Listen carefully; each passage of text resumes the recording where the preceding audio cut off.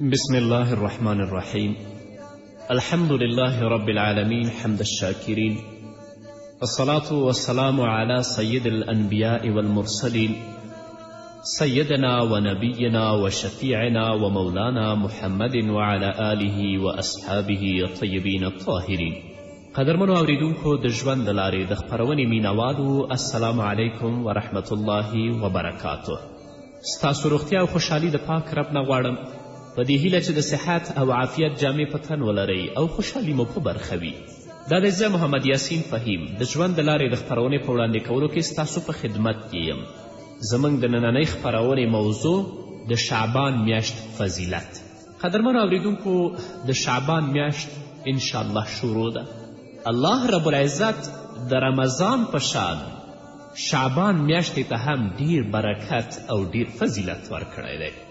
لکه څنګه چې الله رب العزت د رمضان او د روژې میاشتې ته فضیلت او برکت ورکړی، همدارنګه الله رب العزت د شعبان میاشتې ته فضیلت ورکړی. محمد رسول الله صلی الله علیه وسلم به په کثرت سره د شعبان په میاشت کې روژې نیولې. کله به چې د شعبان میاشت داخل شوه نو رسول الله صلی الله علیه وسلم به اکثر په دې میاشت کې روژه و، تر دې چې حضرت عایشه رضی الله عنها فرمایي چې محمد رسول الله صلی الله علیه وسلم به څو ورځې کم د شعبان پوره میاشت روژه نیوله. څو ورځې کم چې هغه آخرې شپې دي، نو رسول الله صلی الله علیه وسلم به څو ورځې کم د شعبان ټوله میاشت روژه نیوله. همدارنګه حضرت ام سلمه رضی الله عنها هغه فرمایي چې ما 2 میاشتې مسلسل روژو نیولو باندې کله هم محمد رسول الله نه دی لیدلی غیر د شعبان او د رمضان نه، چې په دې دواړو میاشتو کې به محمد رسول الله صلی الله علیه وسلم پوره روژې نیولې، غیر هغه څو ورځې د شعبان آخري هغه به یې نه نیولې، نورې به ټول رسول الله صلی الله علیه وسلم په دې میاشت کې روژه و. همدارنګه د حضرت انس رضی الله تعالی عنه نه روایت دی چې یو کس راغی محمد رسول الله صلی الله علیه وسلم نه پوښتنه وکړه، ویلي یا رسول الله، د رمضان او د روژې میاشت نه وروسته کومه روژه افضله او غوره ده؟ رسول الله صلی الله علیه وسلم وفرمیل چې د شعبان روژې، هغه میاشت چې د روژې نه مخکې د هغه ته شعبان وایي، یعنې د شعبان روژې د رمضان روژې نه وروسته غوره او بافضیلته دي.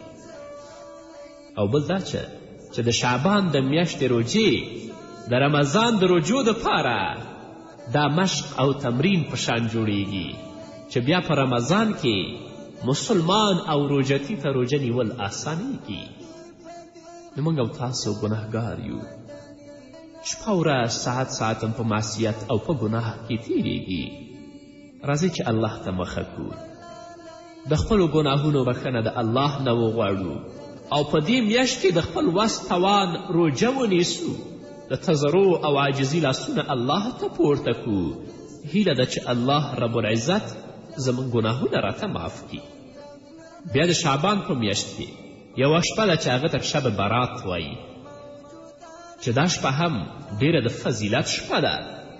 الله رب العزت د دې شپې په هکله په خپل کلام کې فرمایلی، انا انزلناه فی لیلة مبارکة انا کنا منذرین. الله رب العزت فرمایي چې موږ د قرآن کریم د نازلولو فیصله په دې برکتناکه شپه کې وکړه. د قرآن کریم د نازلولو فیصله د شب برات په شپه شوې ده، او بیا د لوح محفوظ نه آسمان د دنیا پورې پوره قرآن کریم په یو ځل د قدر په شپه کې نازلیږي. بیا د دنیا آسمان نه محمد رسول الله صلی الله علیه وسلم باندې لږ لږ د 23 کالو په موده کې نازلیږي. او د الله کلام خو داسې کلام دی چې د دې سره د چا مینه او د چا تعلق پیدا شه، هغومره به الله رب العزت د دې انسان مرتبه، مقام او د عزت به اوچتوي. نو د قرآن کریم د نازلولو فیصله الله رب العزت د برات په شپه کې کړې. محمد رسول الله صلی الله علیه وسلم په خپلو ویناوو کې د برات د شپې ډیر فضائل بیان کړي دي. په یو حدیث کې رسول الله صلی الله علیه وسلم فرمایي چې په دې برکتناکه شپه کې الله رب العزت د دنیا آسمان ته نزول فرمایي. هلته یوه قبیله وه په نامه د بنو کلب چې هغو به ډیر حیوانات او ډیر څاروي ول. نو رسول الله صلی الله علیه وسلم فرمایي چې په دې برکتناکه شپه کې الله رب العزت د دنیا آسمان ته راکوزیږي او د هغه بنو کلب د څاروو د ویښتو په شان الله رب العزت خلکو ته بخښنه کوي. د هغو د ویښتو د شمیر نه هم زیات الله رب العزت د ګنهګارو مغفرت او بخښنه کوي. هسې خو هره شپه الله رب العزت خپل رحمتونه د دنیا آسمان باندې نازلوي، خو په باقي شپو کې د شپې صرف په آخري حصه کې الله پاک رحمت نازلوي. او د دې شپې خصوصیت دا ده، یعنې د شب برات، چې په دې شپه کې د لمر پرېوتلو نه فورا چې کله لمر پرېوځي د دې نه پس د الله رحمت آسماني دنیا باندې نازلیږي. نورو شپو کې هم د الله رحمت شته، خو هغه د شپې په آخري حصه کې دی. خو په شب برات کې چې کله لمر پرېوځي نو د الله رب العزت د رحمتونو نزول شروع شي او آواز کوي الله هل من مسترزق فارزقه. آواز کوي چې آیا کم مستغفر شته چې هغه د خپلو ګناهونو بخښنه غواړي چې زه هغه ته بخښنه وکړم. آواز کوي چې آیا څوک شته چې طلب د رزق او د روزي کوي چې زه هغه ته رزق او روزي ورکم. سبحان الله، د الله رحمت څومره زیات دی چې آواز هم ورکوي هغه ګناهګارو ته چې د الله رب العزت احکام یې مات کړي دي او د الله رب العزت د اوامرو نه یې سرغړونه کړې ده. خو بیا هم الله ورته آواز کوي چې الله هل من مستغفر فاغفر له. کم بخونکی شته چې زه هغه ته بخښنه وکړم. په دنیا کې تاسو ګورئ کمه کشر چې د یو مشر نافرمانی کوي نو چې هغه مشر ته ورځي د هغه دروازې ته ورځي یریږي، شرمیږي، رپیږي. نافرمانه زوی چې د پلار دروازې ته ورځي نو شرمیږي او ایریږي. نافرمانه زوی چې د پلار دروازې ته ورځي نو شرمیږي او ایریږي. نافرمانه شاګرد چې د استاز دروازې ته ورځي نو شرمیږي او ایریږي. نافرمانه مرید چې د پیر دروازې ته ورځي نو شرمیږي او ایریږي. د دنیا قانون دا دی چې کله یو کشر د مشر نافرمانی وکړي نو هغه دې ته نه تیاریږي چې د هغه مشر دروازې ته ورشي. د دې وجې نه هم یو ګنهګاره بنده چې د الله د اوامرو نه یې سرغړونه کړي هغه به هم په دې باندې شرم کوي چې زه د خپل رب دروازې ته نه ورځم یا د هغه نه د ایره محسوسه کړي. نو په دې وجه باندې الله رب العزت اعلان وکړه ګنهګارو خلکو ته او ورته ویې فرمایل چې الله هل من مستغفر فاغفر له. آیا څوک شته چې هغه بخښنه وغواړي چې زه هغه ته بخښنه وکړم؟ نو الله ویلي که تاسو په دنیا کې زما د احکامو د اوامرو نه سرغړونه کړې وي، ژوندم په ګناه کې تیر کړی وي، نو بیرته راشئ الله ته د تضرع او د عاجزي لاسونه پورته کړئ. هغه الله ده چې ستاسو ګناهونه معاف کوي، بل څوک نشته. ځکه د انسان د ګناه نه د الله رب العزت رحمت ډیر لوی دی. نو په دې شپه باندې الله وایي چې الله هل من مستغفر من مستغفر فاغفر له. آیا کوم مستغفر شته دی چې هغه طلب د مغفرت وکړي او زه د هغه ته بخښنه او مغفرت وکړم؟ نو الله دې هم موږ ته په دې شپه کې او په دې میاشت کې د روژې د نیولو توفیق راکړي چې الله رب العزت ته د خپل د تضرع او عاجزي لاسونه پورته کړو او د خپل د ګناهونو بخښنه وغواړو. قدرمنو اورېدونکو، د خپرونې په دې وخت کې راځو لنډې دمې ته. دمې نه وروسته زموږ خپرونه دوام لري. په موجوداتو کې سپېڅلی جانان مدني رب دی نازولی، جانان مدني مرغانې ستایي په هوا کې. قدرمنو اورېدونکو، بیا هم زموږ سلامونه او نیکې هیلې ومنئ. همدارنګه الله رب العزت فرمایي الله هل من مسترزق فارزقه.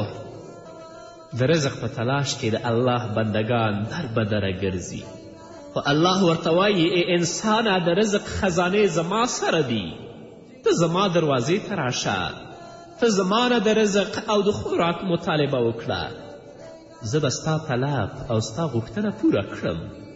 نو که زه تا ته رزق درکول وغواړم، نو که د ټول کائنات طاقتونه راټول شي دا ستا رزق نشي بندولی، او که زه تا د رزق نه محرومولو غواړم چې د رزق نه دې محروم کړم، نو که د ټولو کائناتو طاقتونه راټول شي نو د یو اوري او د غوښ دانې برابر تا ته رزق هم نشي درکولی.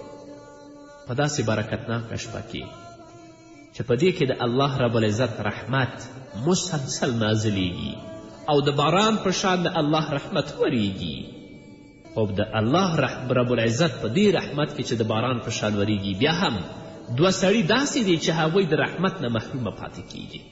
یو مشرک دی او دویم هغه څوک چې په زړه کې کینه ساتي. محمد رسول الله صلی الله علیه وسلم فرمایي چې په دې برکتناکه شپه کې د دې دوه سړیو بخښنه نه کیږي. یو مشرک یعنی هغه کوم کس چې د الله رب العزت په ذات او صفاتو کې د الله رب العزت مخلوق شریکوي، د دې بدبخت مغفرت په دې برکتناکه شپه کې نه کیږي تر کومه پورې چې دا ګناهونه پرې نږدي او توبه ونه باسي، تر هغه وخته پورې د ده مغفرت نه کیږي. د الله رب العزت واضح اعلان دی: ان الله لا یغفر ان یشرک به ویغفر ما دون ذلک لمن یشاء. الله رب العزت بخښنه نه کوي هغه چاته چې هغه الله سره شریک راوړي، او که چا شریک نه یې راوړی نور ګناهونه یې کړي وي، الله چې چاته وغواړي هغه ته بیا بخښنه کوي. په یو بل آیت کې الله رب العزت فرمایي: ولا يدخلون الجنة حتی یلج الجمل فی سم الخیاط. الله رب العزت فرمایي چې مشرک تر هغه وخته پورې جنت کې نشي داخلېدلی تر کومې پورې چې اوښ د ستنې په سوري کې داخل نشي، او د ستنې په سوري کې د اوښ داخلېدل محال او ناممکن دي. بلکل همدغه شان د مشرک جنت کې داخلېدل محال او ناممکن دي. نو مشرک ته الله په دې شپه کې بخښنه نه کوي. او حال دا چې الله رب العزت رحمت د باران په شان وریږي. شیخ التفسیر حضرت مولانا احمد علی لاهوري رحمه الله لیکي که یو انسان 5 وخته منځونه کړي په خپل ژوند کې، روژه یې نیولي، حجونه یې کړي، زکاتونه یې ورکړي، همدارنګه صدقې او خیرات یې کړي، د الله رب العزت د کلام تلاوت یې کړی، خو د هغه په زړه کې د یو غوښتو دانې برابر هم شرک وي او د توبې نه بغیر د هغه وفات وشي، نو دا سړی به د جنت خوشبویي هم بوی نه کړي. حال دا چې د جنت خوشبویي د 500 کالو مسافت نه هم د انسان مشام او پوزې ته رارسیږي. نه د هر څه نه مهمه د خپل عقیده ده چې خپل عقیده سالمه وګرځوو. هغه خرافات یا د غیر الله عبادتونه چې دي د هغه نه لرې شو. که هغه د پیر سجده ده که د قبر سجده ده هغه لرې کړو، الله ته سجده وکړو. نو الله رب العزت مشرک ته په دې شپه کې بخښنه نه کوي. دویم سړی چې په دې شپه کې الله هغه ته بخښنه نه کوي، د الله د رحمت نه هغه محروم وي، هغه کینه ساتونکی انسان دی. د دې به هم په دې برکتناکه شپه کې مغفرت نه کیږي. کینه شرک سره یو ځای شوې ده چې دې دواړو ته په دې شپه باندې بخښنه نه کیږي. دا د دې وجې نه چې شرک یو داسې ګناه ده چې دا الله پاک نه معاف کوي، او کینه هم د بنده حق دی، دا هم الله پاک نه معاف کوي. نو هیڅ یو مسلمان ته دا مناسب نه ده چې د هغه بل انسان سره بل مسلمان سره کینه او حسد په زړه کې وساتي. رسول الله صلی الله علیه وسلم فرمایي: لا یحل لمؤمن ان یهجر اخاه فوق 3 ایام. رسول الله وایي حلال نه ده یو مؤمن ته چې د خپل بل مؤمن ورور پرېږدي بره د 3 ورځو. اوس وګورو چې څه کول پکار دي او څه نه دي پکار. د کولو کارونه 3 دي. په دې میاشت او په دې شپه کې 2 کارونه د رسول الله صلی الله علیه وسلم د قولی حدیث نه ثابت دي. یو کار د رسول الله صلی الله علیه وسلم د فعلي حدیث نه ثابت دی. اول کار دا دی چې رسول الله صلی الله علیه وسلم فرمایي: قوموا لیلها، په دې شپه د الله عبادت کوئ، که هغه د منځونو په صورت کې وي او که د ذکر او د تلاوت په صورت کې وي، خو تاسو په دې شپه کې د الله عبادت کوئ. نو دویم کار د کولو چې هغه د رسول الله صلی الله علیه وسلم د قولی حدیث نه ثابت ده، فرمایي چې صوموا نهارها، د برات د شپې نه پس چې کومه راتلونکې ورځ ده په هغې کې تاسو روژه ونیسئ. دریم کار په دې شپه کې قبرستان ته تلل او مړو دپاره د مغفرت دعا غوښتل دي. دا دریم کار د محمد رسول الله صلی الله علیه وسلم د فعل نه ثابت دی. رسول الله صلی الله علیه وسلم په دې شپه د مدینې قبرستان بقیع ته لاړه او مړو دپاره د مغفرت دعا وکړه. نو په دې شپه او په دې ورځ کې د الوا پخول او د هغه تقسیمول په جماعتونو کې یا شمونه او چراغونه بلول یا آتشبازي کول دا ټول حرام او ناجایز او خرافات دي چې اصلا په دین کې دې لپاره کوم اصل او بنسټ نشته. نو هغه څه چې په دین کې ثابت دي باید هغه وکړو. قوموا لیلها صوموا نهارها، شپې کې د الله عبادت وکئ او په ورځې روژه ونیسئ. همدارنګه الله رب العزت فرمایي فیها یفرق کل امر حکیم، او د رسول الله صلی الله علیه وسلم په حدیث کې هم دي چې په دې شپه کې د ټولو غټو غټو امورو فیصله کیږي. د برات په شپه څومره چې پیدا کیدونکي دي د هغوی نومونه لیکل کیږي تر راتلونکي کاله پورې. څومره چې مړه کیدونکي دي د هغوی نومونه لیکل کیږي او ملک الموت ته حواله کیږي. او په بعضې روایاتو کې راځي چې په عالم الغیب کې یوه ونه ده د انسانانو د تعداد برابر د هغې پاڼې دي په روان کال کې چې څومره مړه کیدونکي دي د هغوی د تعداد او د شمیر برابر د هغې ونې نه پاڼې راغورځېږي. اوس انسان غټې غټې هیلې لري، ځان ته غټ غټ پروګرامونه لري، خو د هغه نوم په عالم بالا کې د مړو په فهرست کې لیکل شوی. لوی لوی محلونه همدارنګه لوی لوی بنګلې جوړوي او دا ګڼي چې زه به همیشه په دې ښکلو او په دې بنګلو او په دې ښکلو محلاتو کې اوسیږم، خو په عالم غیب کې د هغه نوم د مړو په فهرست کې لیکل شوی. که تاسو فکر وکړئ نو دا خبره به ډیره ښه ستاسو په پوهه کې راشي چې څومره زموږ پیژندونکي ول، څومره دوستان ول، څومره عزیزان ول، څومره خپل او خپلوان او رشته داران ول چې هغوی په تیر شعبان کې زموږ سره یو ځای ول، خو د دې شعبان راتلو نه وړاندې هغوی زموږ نه جدا شول. اوس هم چې څومره زموږ دوستان دي، زموږ عزیزان او اقارب دي، په دې شعبان کې به موږ سره وي، خو را روان شعبان کې به یا موږ د دوی نه جدا شو یا به دوی زموږ نه جدا کیږي. افسوس دی چې هره ورځ جنازې اوچتیږي، په هر کور کې ماتم جوړیږي، موږ په خپلو لاسونو باندې په خپلو خلکو ته غسل ورکوو، هغه دفنوو، په خپلو لاسونو هغوی ته کفن ورغوندو، په خپلو لاسونو یې قبر ته ښکته کوو، په خپلو لاسونو پرې خاورې اچوو، خو بیا هم موږ عبرت نه اخلو. الله رب العزت دې موږ ته د نیکو اعمالو توفیق راکړي. که موږ په دې شپه نشو پاڅېدی او عبادت نشو کولی او د نیکو کارونه هم نشو کولی، نو کم از کم د ګناهونو نه خو به د خپل ځان او د خپل اولاد د بچ کولو کوشش وکړو. که شپې نشي اوچتېدلی په دې شپه کې د الله عبادت نشي کولی، په ورځ کې روژه نشي نیولی، خو خپل ځان او خپل اولاد خو باید د ګناه نه بچ کړو. هغه کار وکړو چې هغه د رسول الله دین سره تړاو لري، دا نه چې د هغه د دین نه خلاف وي. قدرمنو اورېدونکو، دا وه زموږ نننۍ خپرونه چې ستاسو درانه حضور ته وړاندې شوه. تر بلې خپرونې پورې تاسو په پاک رب سپارم. پاتې ژوند او پاتې ورځم نیکمرغه، ښاد، بریالي او کامیابه اوسئ.